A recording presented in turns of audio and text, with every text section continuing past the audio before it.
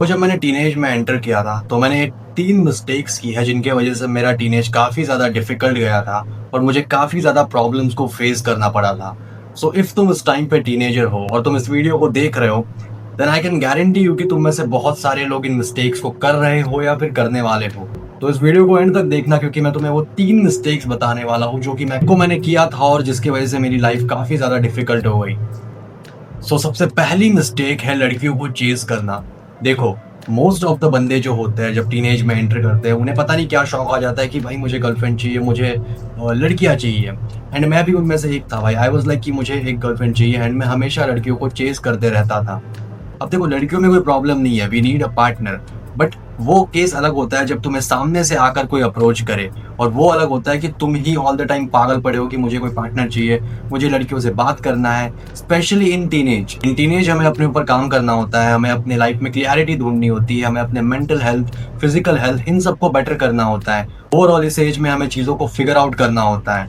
But अगर इसी as के अंदर तुम लड़कियों को चेज करोगे, देन ये तुम्हारे लिए बहुत बड़ी प्रॉब्लम बन सकती है। आई नो तुम में से मोस्ट ऑफ द बंदे जो टीनेजर्स है वो ये गलती करेंगे ही करेंगे। डोंट थिंक अबाउट गर्ल्स भाई, वो तुम्हें एक टाइम के बाद मिल ही जाएगी जब तुम खुद को इम्प्रूव करोगे, चीज़ों को फिगर आउट करोगे। एंड टू बी ऑनेस्ट, वो तुम्हें अपने प्रोसेस में मिलने वाला है, ना कि तुम्हें रैंडम इंस्टाग्राम डीएम्स में या फिर कहीं इधर उधर घूमने से तुम्हें कोई एक अच्छी पार्टनर नहीं मिलने वाली मेरे भाई। Don't chase girls. और सेकंड मिस्टेक है, मैं सिर्फ और सिर्फ अपने लुक्स पे ध्यान देता था, मैंने कभी भी अपने पर्सनैलिटी पे ध्यान नहीं दिया। अब मैं तुम्हें समझाता हूँ कि इससे मुझे कितनी प्रॉब्लम हुई है।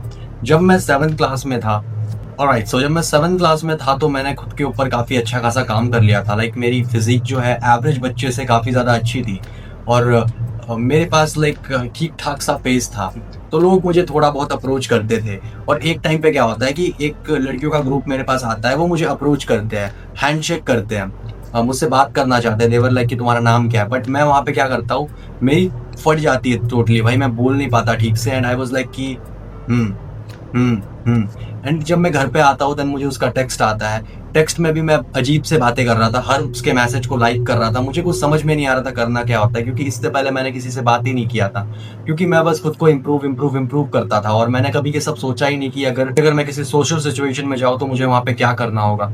मैंने ये सब कभी प्लान नहीं किया था। मैंने अपनी पर्सनैलिटी पे, मैं चलता भी ऐसे था, लाइक मेरा ये गर्दन आगे को निकला था, भले मेरी फिजिक ठीक थी, बट स्टिल मैं ऐसे चलता था।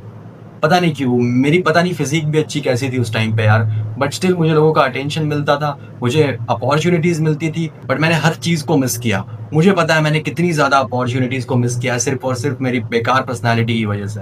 मुझे किसी से भी बात करना नहीं आता था ढंग से। अगर हम लड़कियों को साइड भी करें, देन अगर लड़के भी मुझे अप्रोच करते थे, देन मैं उनसे भी बात नहीं कर पाता था, मैं लोगों से शर्माता था बात करने में। एंड इसी की वजह से मैं अपने पूरे 7th क्लास में लोनली रहा हूँ। मेरे से कोई भी बात नहीं करता था, एंड मैं काफ़ी लोनली आदमी था, बस घर पे रहता था और सिग्मा मेल समझता था खुद को।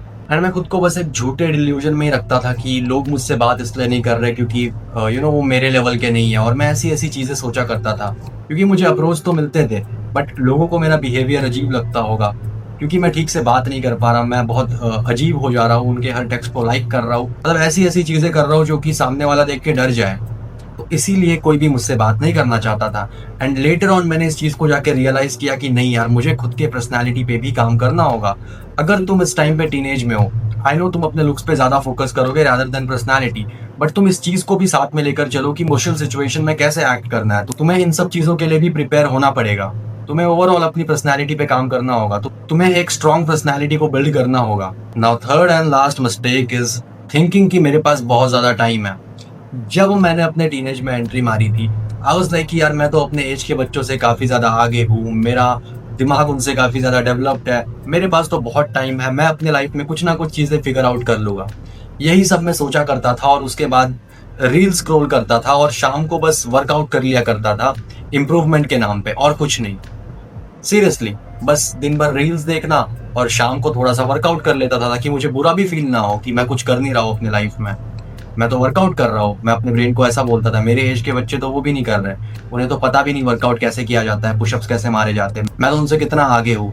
एंड इन्हीं सब की वजह से मैं जो एक्चुअल इंप्रूवमेंट थी, जबकि मेरे पास नॉलेज था, मुझे पता था कि मैं और चीज़ें स्टार्ट कर सकता हूँ, मेरे पास प्रॉपर रिसोर्सेज थे, मेरे पास उस टाइम पे मनी था, मेरे पास वो हर चीज़ थी स्टार्ट करने के लिए, बट स्टिल मैंने उस चीज को लेकर के कोप किया कि नहीं यार, मेरे पास तो बहुत टाइम है, आगे मैं चीजों को फिगर आउट कर लूंगा। मैं तुम्हें सच बोल रहा हूँ, वो टाइम एंड आज का टाइम वो एकदम ऐसे पास हुआ है, लाइक मुझे पता भी नहीं चला कि मैं इतने जल्दी वहां से यहाँ आ कैसे गया। इसीलिए अगर तुम अभी अपने टीनेज में हो, आई नो तुम्हें ये लगता होगा कि तुम अपने एज के बच्चों से ज्यादा अच्छे हो, आई नो यार तुम हो, जो कि काफी अच्छी बात है। बट तुम्हें इस चीज को अपने दिमाग में नहीं रखना है कि तुम्हारे पास बहुत ज्यादा टाइम है।